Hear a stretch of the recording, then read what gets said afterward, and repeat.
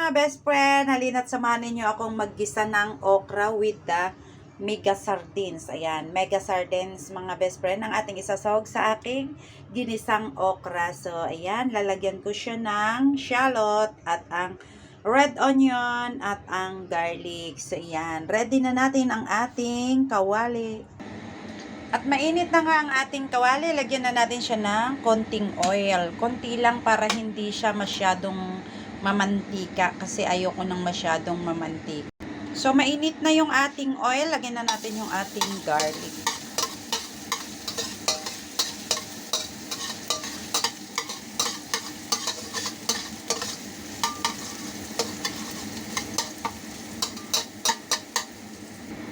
At medyo golden brown na ang ating garlic, lagyan na natin ang ating red onion.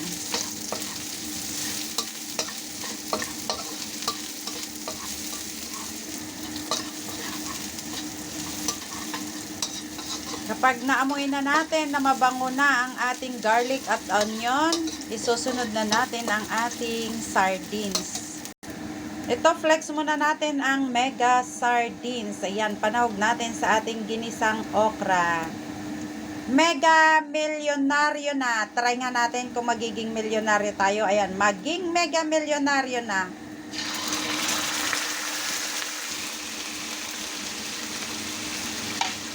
Yan, sasangkutsahin muna nating mabuti yung ating sardines bago natin ilagay yung ating okra. Ayan, hintayin natin na kumulo ng kumulo ng kumulo yan.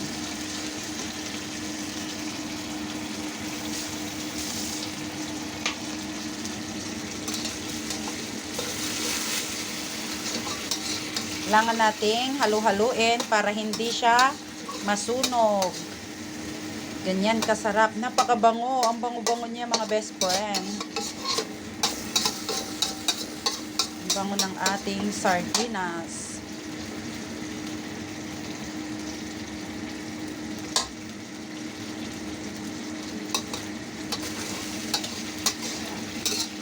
Medyo iprito-prito natin ng kaunti yung sardinas para hindi siya masyadong malangsa.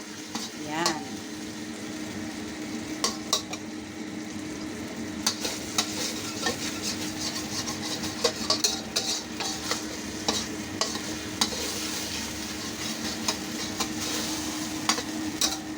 Ayan, at dahil medyo okay na ang kanyang pagkakaprito, ilagay naman na natin ang ating hiniwa-hiwang okra. Ayan. Natin ang ating okra.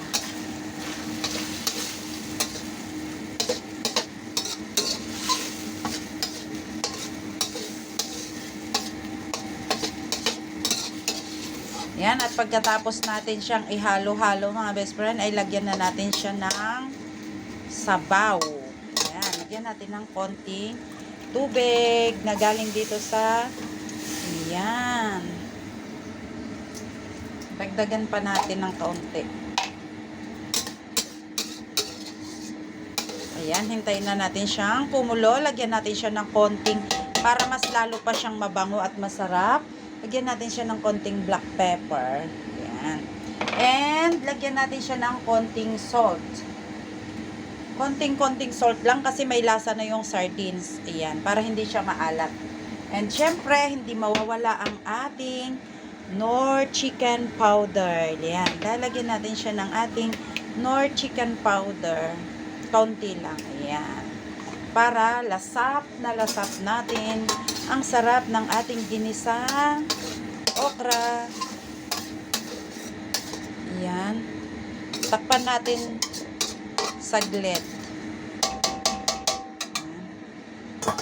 Takpan natin ng kaunti. Ayan, lalagyan natin yung takip. Mag-intay tayo ng 3 minutes.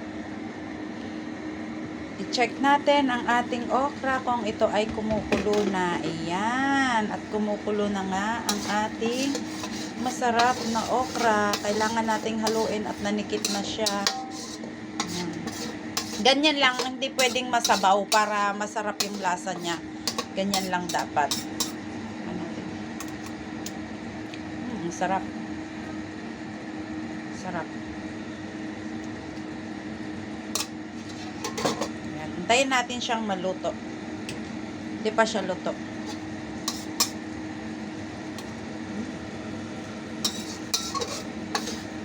Sakto lang yung salt na nilagay, kaunting-kaunti lang. Lalaway-laway. Laway-laway ng ating okra. Ayan, tinimer ko siya ng 2 minutes.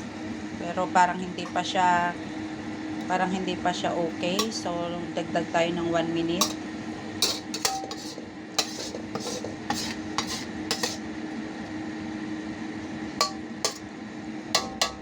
At sa 1 minute na yon ay lalagay na natin yung ating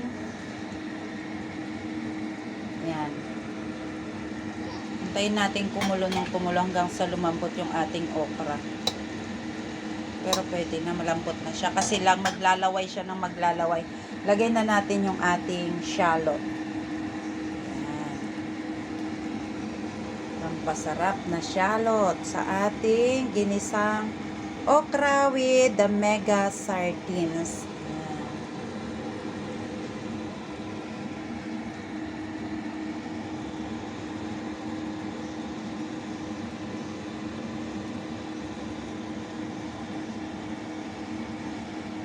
Kulayin lang natin ng kaunti bago natin siya anguin.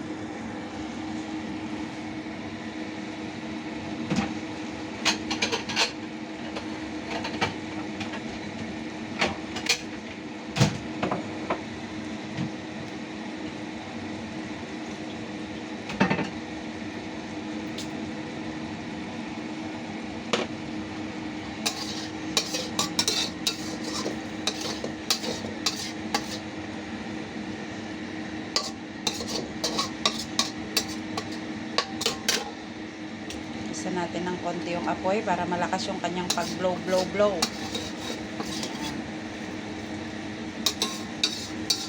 Yehey! Luto na ang ating ginisang okra. Masarap na, malinamnam pa, healthy pa. So, ayan. At dahil luto na ang ating ginisang okra, atin na siyang ilalagay sa ating lalagyan ng mangkok.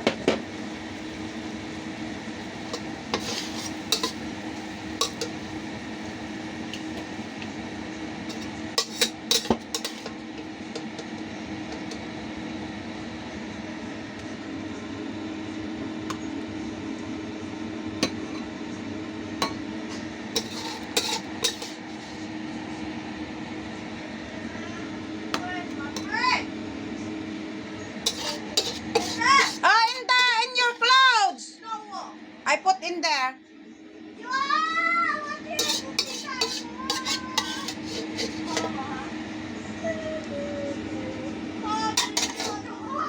Ayan na ang ating masarap na ginisang okra. See? Hindi siya mukhang okra. Ayan, mukhang napaka-special na niyang ulam. So, yun lang. Thank you for watching. Bye!